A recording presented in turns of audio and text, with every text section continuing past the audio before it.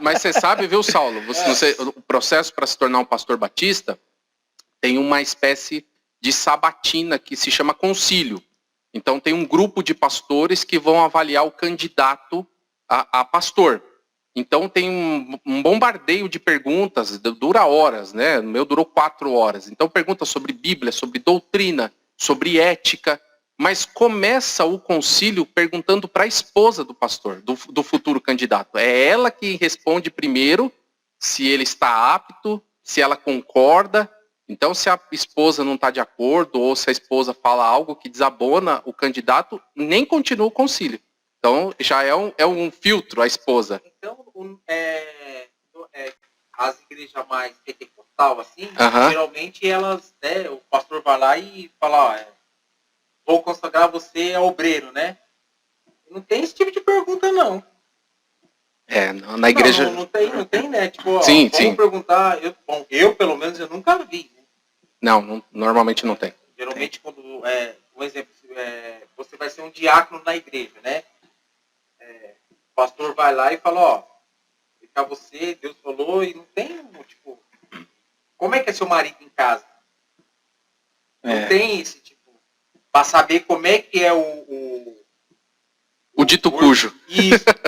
É importante. É importante. Isso é importante. E geralmente as igrejas pentecostais não tem isso, né? Não, normalmente não. Tipo, você tem a unção, Deus me mostrou, mas só que não faz deixa eu ver como é que é esse varão em casa, né? Vamos ver como é que ele é do lado da mulher, do lado dos filhos. Eu sou desse meio, mas eu nunca vi.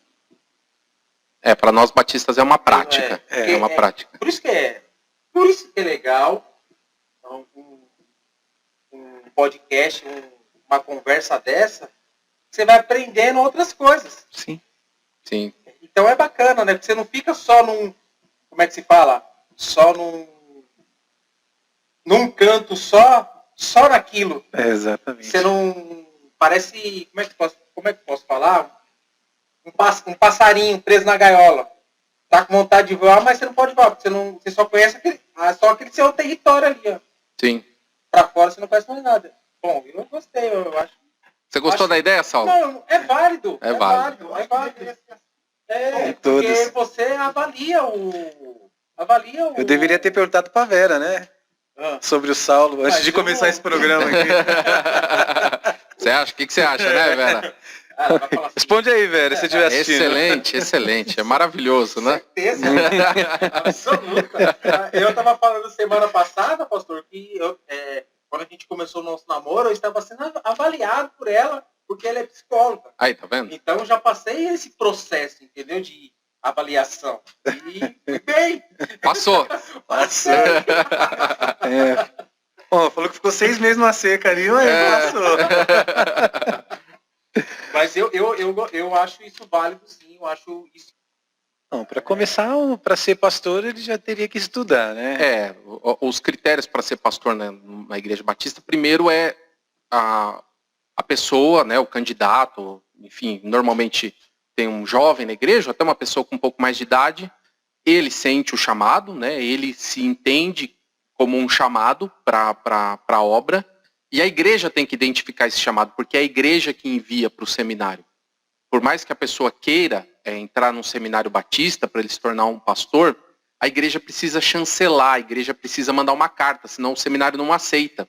Então, esse é um dos critérios. Então, primeiro tem um chamado, aí depois ele vai passar por esse que eu chamo de filtro, que é uma faculdade de teologia, 4 anos. Eu até estava conversando com um colega meu de trabalho que eu estava voltando para casa, com ele explicando, é uma faculdade, tem todas as exigências, é reconhecido pelo MEC, pelo menos a Batista, então tem toda uma exigência. Depois desse filtro ainda, a igreja, depois que ele se preparou, vai pedir o concílio para a ordem dos pastores batistas, e aí que é formado esse concílio, que é feita essa avaliação, para saber se ele conhece da Bíblia, se ele conhece das doutrinas, quais são os pontos de vista dele sobre ética, sobre o que está acontecendo no mundo, e lógico que daí, como eu até comecei em tom de brincadeira, mas começa realmente com a esposa, e depois vai o candidato sendo avaliado em vários critérios até chegar ao final. ele sai da sala, no caso, ou da igreja, né, normalmente feito nas igrejas, e aí esse grupo de pastores discute se ele está apto, se ele não está apto, e aí aprova, e a partir daí ele pode ser ordenado, aí a igreja pode ordenar. Sempre quem vai ordenar um pastor é a igreja, porque a igreja é a autoridade. A ordem dos pastores, ela é... A autoridade não é o pastor, não? Não, a autoridade para o batista é sempre a igreja, né? A igreja é a autoridade.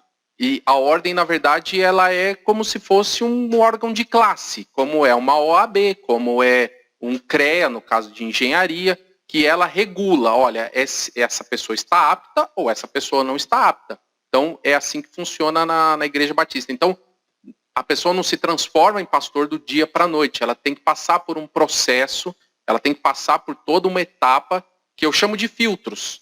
Porque, realmente, só aqueles que são chamados e se sentem chamados por Deus é que vão, porque, por exemplo, paga uma faculdade, a faculdade se paga do bolso. A igreja que paga ou não? Depende muito da igreja. Se a igreja tem condições de bancar, ou metade, ou tudo, ela faz isso. No meu caso, não foi o meu caso, eu tive que bancar do meu próprio bolso.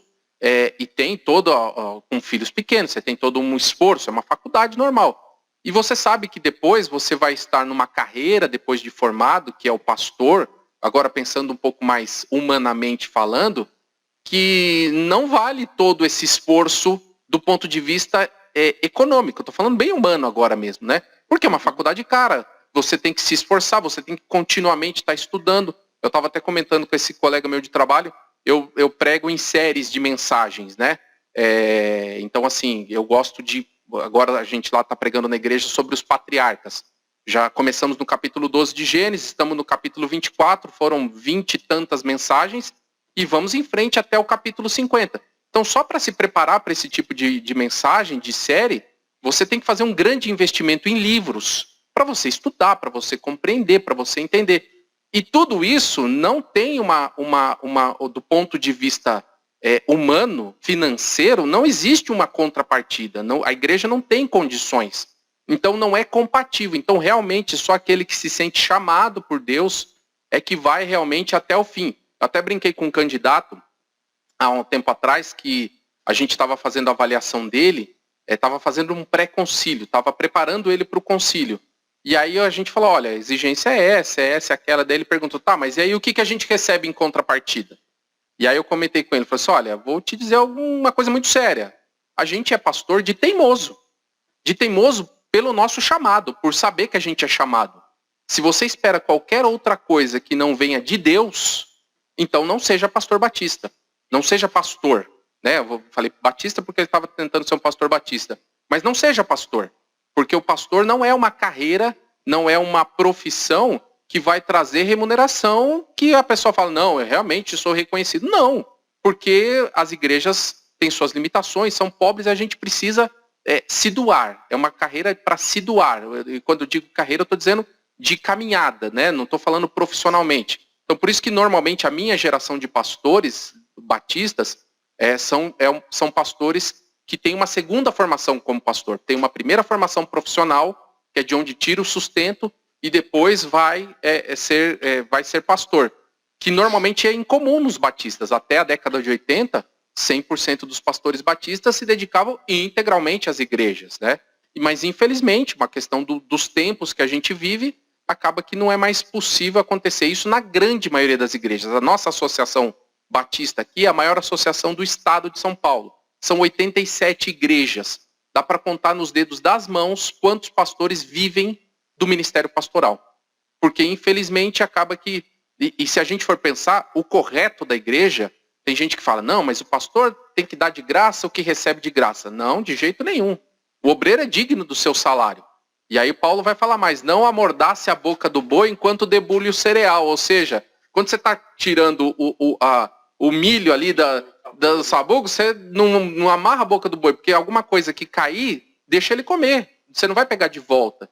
Então, assim, ele está dando esse exemplo justamente porque se dão migalhas, e ainda as migalhas que se dão para os obreiros que dedicam suas vidas, ainda a igreja acha que é muito.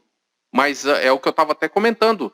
Esse pastor, esse obreiro, ele é alguém como nós, que tem os seus sonhos, tem o sonho de fazer de pegar um final de semana e ir para a praia, que tem o sonho de dar um presente para a esposa, que tem o sonho de dar um futuro melhor para os filhos, e as igrejas não respeitam isso. Não é que eu não diria que não respeitam, talvez eu usei a palavra errada.